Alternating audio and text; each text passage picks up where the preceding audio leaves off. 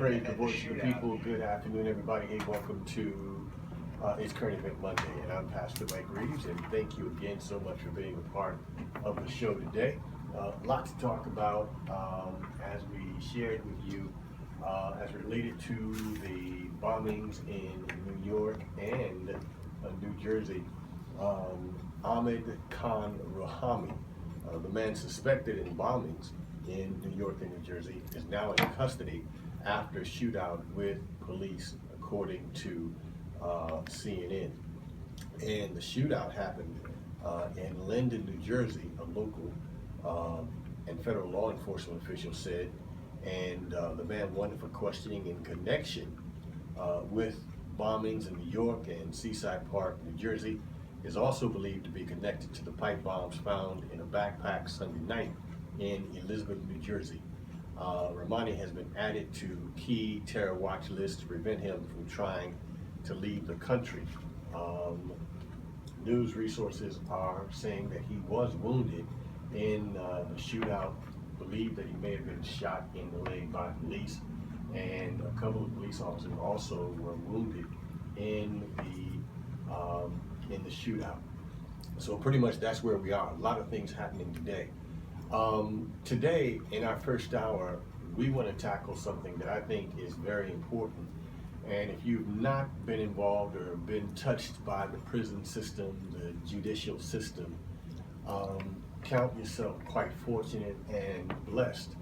However, I am convinced beyond a shadow of a doubt, after having been touched by the legal system, that it's messed up. I mean, it is totally messed up, and I think that you can't blame just one part, but there are legislators, senators, judges, prosecutors that all play a part in the system being the way it is. And today I want to talk about a subject that I think is extremely important, and that is the Big F. And the Big F is a felony. And when a person gets a Big F, if they only have one, there's a possibility after so many years that you can get it expunged. However, if you get more than one, you cannot get it expunged. And we're going to talk with some individuals who have some very, I think, breaking news as it relates to some of the new laws that are on the books that just passed this summer that probably nobody knows about, and you won't know about it. And I think that's what really cracks me up, is that nobody publicizes the fact that, hey, this law was passed and this is what you can expect. And so what happens when you find out and when you come in contact with the law in all of those different branches, man, you're in for a rude awakening. And so this law, this particular law, is one that I think is going to affect a lot of people. I mean, it's going to affect a lot of people. And so today I have with me Steve Garrett, who is the president of Fair Treatment Reform and Reentry. And I'm going to have you introduce your team. Also, Attorney Lawrence Wingfield is going to be with us as well in a moment. And so in our first hour, we're going to talk about this, and if we have time, we'll open up our phones so that you will be able to ask some questions. But I'm really concerned about our judicial system. I really am. In particular for African Americans, it is still proven, documented, that we get the most harshest sentences, the longest sentences, and it's a hot mess, and nobody really talks about it until it affects your family. And when it affects your family, you want everybody in the world to stop what they're doing and run and hear what you've got to say. Well, hopefully today we'll be able to turn some folks' minds around as it relates to that. And so Attorney Wingfield is just coming in and getting set up, and we're so happy to have him with us today, as well as all of our special guests. So I'm going to start with Steve Garrett, who's the president of Fair Treatment Reform and Reentry. Steve, welcome to the show. Thank you. And happy to have you with us.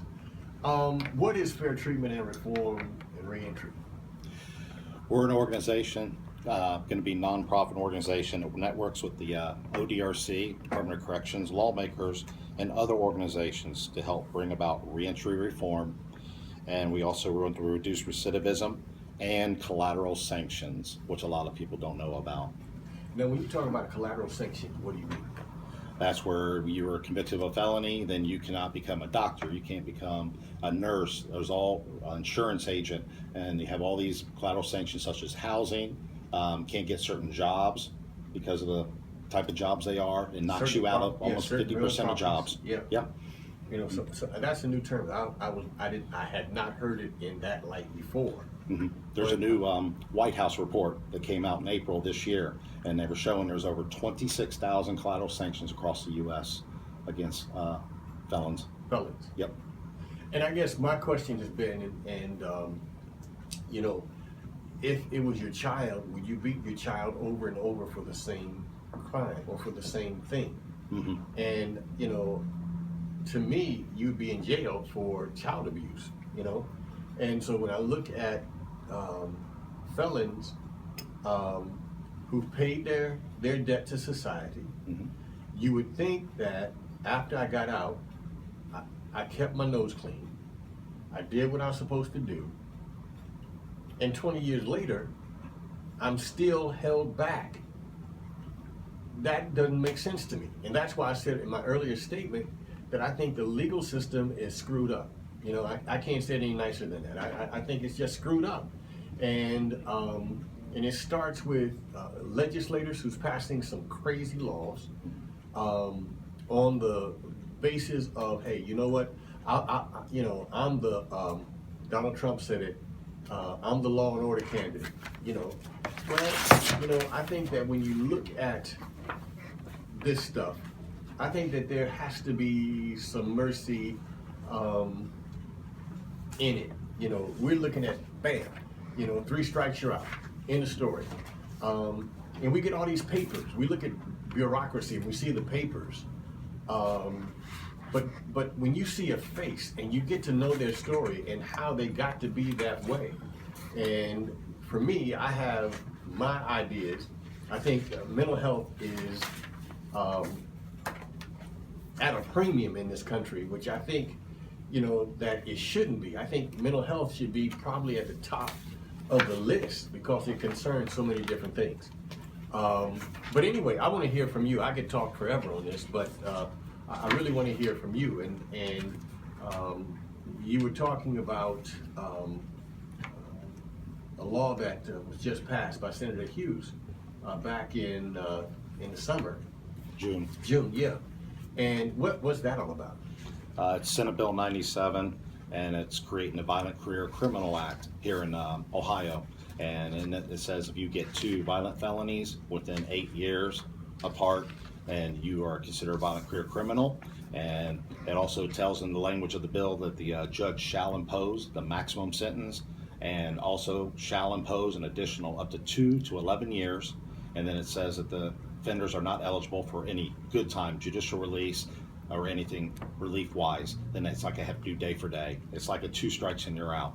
Now, I've had Director Gary Moore on several times, and I think that we've developed a pretty good relationship, you know, and in terms of being honest with each other. And one of the things that he said was, we have too many people in prison. Now, he's the director, okay? And I understand that there was another committee that was investigating or working on this whole piece, and the senator allegedly come up with this law that superseded the work that they were doing. Yes. How did that happen? Because he's a senator, Mr. Hughes is, he can introduce any bill. And some reason the legislators let it go through the legislative, and here we have the recodification committee going on since last September. Gary Moore's on it also as well. And Ron O'Brien, all judges, Supreme Court justices on there, and they've been meeting every single month to help revise Title 29 and trying to scale it back some. And I've been to a couple of the hearings watching them and listening. And then all of a sudden, Senate Bill 97 passes, signed by the governor, no questions asked. Why didn't you let the recodification committee just finish their job? And then they were going to try to reintroduce new legislation next year on this Title 29. Tell you what, why don't you introduce your guest? I'm going to introduce Attorney Wingfield. Why don't you introduce your guest? My guess is James Cronenberger. He's the founder